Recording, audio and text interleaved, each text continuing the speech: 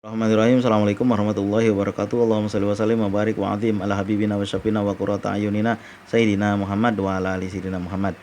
Ada orang bertanya, Bang, bagaimana cara membebaskan diri dari jeratan riba?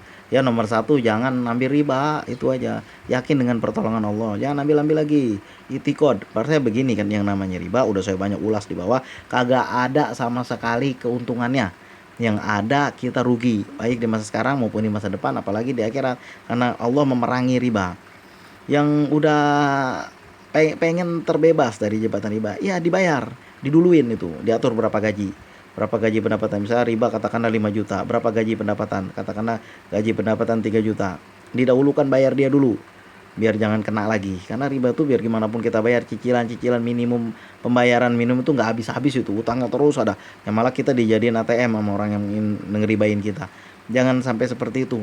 Di segera dibayar, segera diatur pengeluaran, dan untuk ke depan pikir-pikir lagi. Karena riba itu bagaimanapun kagak ada berkahnya, kagak ada kebaikan yang ada di situ, nggak ada sama sekali. Kita jadiin modal buat dagang yang ada bangkrut, kita jadiin untuk kebutuhan kita yang ada kita sakit, yang ada kita kena bencana, yang ada rezeki kita nggak berkah. Memang seperti itu. Kalau nggak berkah bagaimana? Banyak tapi habis, banyak tapi nggak cukup. Suami istri kerja tapi selalu nggak habis-habis tuh utang, bertumpuk-tumpuk aja, makin hari makin bertumpuk. Karena apa? Riba. Jangan pernah seperti itu. Ingat ya, kalau mau mengambil riba, ingat riba itu kagak ada berkahnya. Kita ambil itu sama juga kita memakan, istilahnya kalau di neraka tuh pohon apa namanya ya? Dia seperti pala setan disebutnya itu. Jadi kalau kita nggak makan, perut kita lapar. Kalau kita makan malah nyakitin kita. Jebol nih lambung kita kalau kita makan. Nah begitulah, pohon itu seperti kepala setan, dimakan salah, nggak dimakan salah. Nah begitulah, riba juga begitu. Kalau kita, lebih baik kita tidak makan. Kenapa tidak makan? Kita ambil dari jalur lain. Nah kita yang nomor satu, ya barangkali minta minta bantuan kawan-kawan kalau memang udah kedesak banget. Yang nomor satu, misalnya ada suatu kebutuhan yang akan terjadi di bulan depan, dari sekarang kita udah berusaha dan mohon kepada Allah, benar-benar baca sholat mujiat yang banyak. Masa orang membaca sholat mujiat 1000 kali di tengah malam sampai berhari-hari nggak dikabulkan? Allah mengabulkan. Yang penting kita jangan ada riba, jangan makan barang haram, jangan ada mulut kita melukai hati orang, jangan jangan ada barang-barang yang bukan milik kita masuk ke kita. Jangan, itu semuanya nggak berkah, nggak ada berkahnya. Apalagi kayak nipu-nipu kayak gitu, kayak kemarin tuh orang, cara ATM saya dikuras sama orang, itu buat apa duitnya? Dipakai modal juga bakalan bangkrut ke depan. Ada orang bercerita, Bang, saya mengambil riba, saya jadikan modal, tahun pertama jualan rame, tahun kedua sepi, tahun ketiga bangkrut, nggak ada sisa, tinggal bayarin utangnya doang. Nah, jangan seperti itu, kagak ada gunanya riba itu. Yang bagaimana cara terlepas dari jebakan riba? Jangan, niat kita jangan ngambil lagi riba itu. Ingat, riba itu nggak ada untungnya sama sekali, bukan selesai masalah kita, malah makin nambah, makin dalam. Jangan seperti itu, dijauhi yang seperti itu. Mudah-mudahan hidup kita ada berkahnya, mudah-mudahan harta kita ada berkahnya, mudah-mudahan anak keturunan kita ada berkahnya. Orang yang makan barang riba itu mau ibadah juga susah, males saja buannya, males saja. Mau bangun malam juga susah, males saja. Karena setan udah bersarang dalam dirinya. Nggak ada gunanya riba itu, sama sekali nggak ada gunanya. Ada orang ber-WA sama saya berkali-kali dan banyak, itu bukan satu dua orang aja, banyak banget. Gara-gara masalah ini saya nggak bisa pulang, gara-gara masalah ini saya ditunggu orang. Itulah betapa nggak ada bagus-bagusnya sama sekali. Yang udah terlanjur dibayar segera, jangan sampai berbunga-bunga, jangan bayar pakai minimal. Kalau ada harta dijual aja dulu untuk bayar itu, supaya kita selamat daripada itu dan bertobat dari yang namanya asal nama riba. Atas nama ngambil riba itu kagak ada gunanya sama sekali. Supaya terlepas dari jebakan riba, pertama jangan sama sekali mau ngambil lagi, niat jangan sekali. Riba itu kan udah dibilang Allah akan menghancurkan riba dan menyuburkan sedekah. Bagaimana sesuatu yang Allah hancurkan, kita berada di dalam itu, kita akan ikut hancur bersama dia.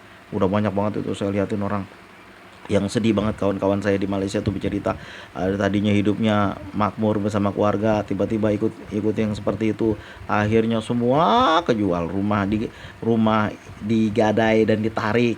Kemudian lagi keluarga berpecah belah, akhirnya tidur di terminal. Kalau udah kayak gitu, gimana ceritanya? Nggak ada jalan lain, semua pintu ketutup. Saudara-saudara mana mau ngurus urusan kita, nggak bakalan mau. Mereka nggak, cuma satu dua orang aja. Walaupun dulu pernah saya dengar ada suatu orang keluarga yang dengar kakaknya seperti itu, terjerat riba, akhirnya duit dia entah 1 miliar itu dikasih sama saudaranya supaya saudaranya bebas dari riba. Nah itu Itu orang-orang seperti itu tuh luar biasa itu. Orang-orang yang barangkali saat ngangkat doa langsung diterima oleh Allah. Dia mau belain saudaranya. Tapi itu mungkin 1 juta satu, bukan 1.001 lagi, 1 juta satu orang mungkin.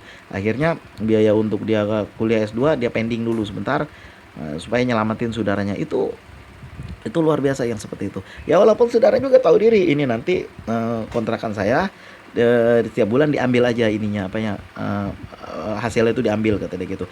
Nah kadang-kadang orang ini udah kita tolong, ada orang itu yang ya saya sering lihat itu di channel tuh YouTube. Dia karena dulu udah pernah terlibat riba ratusan juta dan berhasil dia bayar, dan dia bertobat dari itu, dia nggak mau. Dan orang-orang yang riba itu karena dia udah lebih kaya karena dia meninggalkan riba, usahanya diberkahi, orang-orang yang terlibat itu dibayarin sama dia. Cuma sayangnya apa? Orang yang udah dibayarin itu nggak tahu diri, bukannya dia bayar lagi, tapi dia jalan-jalan ke luar negeri. Nah itu jangan seperti itu, yang seperti itu nggak boleh terjadi. Pokoknya jangan terlibat dalam riba, jauhi riba, niat dalam itikad dalam hati, jangan pernah ngikutin riba. Sekecil apapun, yang bentuk apapun. Sekarang kan riba udah dipoles bentuknya apapun. Yang tadinya kita nggak konsumtif jadi konsumtif kita. Yang tadinya kita kebutuhan segitu ya segitu, tapi gaya hidup jadi meningkat gara-gara apa? Mudah aja ini nanti, mudahnya segala macam jenis penjualan bisa. Ya ujung-ujungnya selain juga berbunga, harta kita jadi nggak berkah gara-gara itu.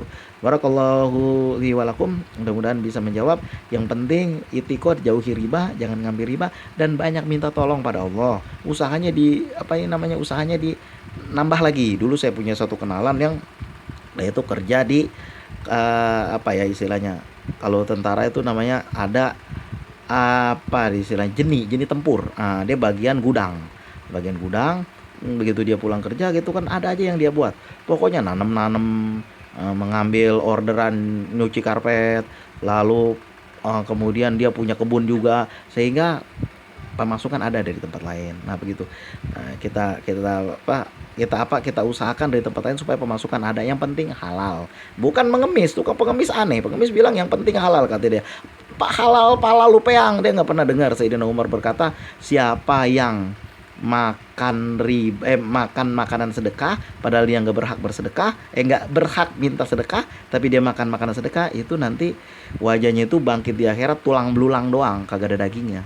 Gitulah. Pada saat itu suasana sibuk, suasana susah, dia cuman kelihatan daging, tulang-tulangnya aja, dagingnya nggak ada.